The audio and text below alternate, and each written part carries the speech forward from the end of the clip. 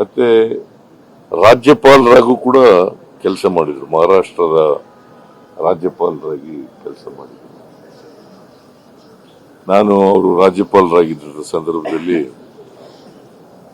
ಕಾಂಗ್ರೆಸ್ ಅನ್ನ ಸೇರೋದಕ್ಕಿಂತ ಮುಂಚಿತವಾಗಿ ನಾನು ಮುಂಬೈಗೆ ಹೋಗಿದ್ದೆ.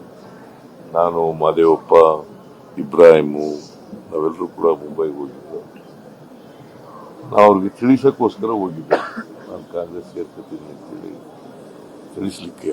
ಅವರು ಆ ಸಂದರ್ಭದಲ್ಲಿ ಒಂದು ಮಾತನ್ನ ಹೇಳಿದ್ರು, ನೀವು ಕಾಂಗ್ರೆಸ್ ಸೇರ್ತಾ ಇರ್ತಕ್ಕಂಥದ್ದು it is N historical necessity ಅಂತ. ಅಲ್ಲೇ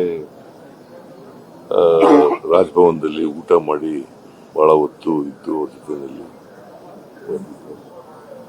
ಒಂದು ರೀತಿ ಸೌಮ್ಯ ಸ್ವಭಾವದ ಸಜ್ಜನ ರಾಜಕಾರಣ. ಯಾವತ್ತೂ ಕೂಡ ಸೇಡನ್ ರಾಜಕಾರಣ ಮಾಡಿರಲಿಲ್ಲ, ದ್ವೇಷದ ರಾಜಕಾರಣ ಮಾಡಿರಲಿಲ್ಲ. ಸೊ ಬಹಳ ದೀರ್ಘಕಾಲ ಕರ್ನಾಟಕದ ಜನರ, ದೇಶದ ಜನರ ಸೇವೆಯನ್ನು ಮಾಡಿದ್ದಾರೆ.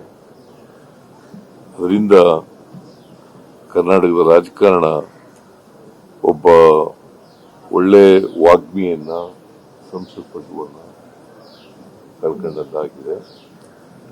ಅದರಿಂದ ರಾಜಕೀಯ ಕ್ಷೇತ್ರಕ್ಕೆ ಬಹಳ ನಷ್ಟ ಆಗಿದೆ ಅಂತಕ್ಕಂಥ ಮಾತುಗಳನ್ನ ಹೇಳಿ ಅವರ ಆತ್ಮಕ್ಕೆ ಚಿರಶಾಂತಿ ದೊರಕಲಿ ಅಂತೇಳಿ ಆಶಿಸ್ತೇನೆ.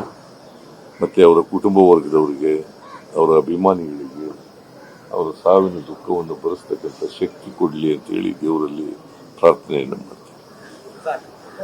ಕರ್ನಾಟಕ ರತ್ನ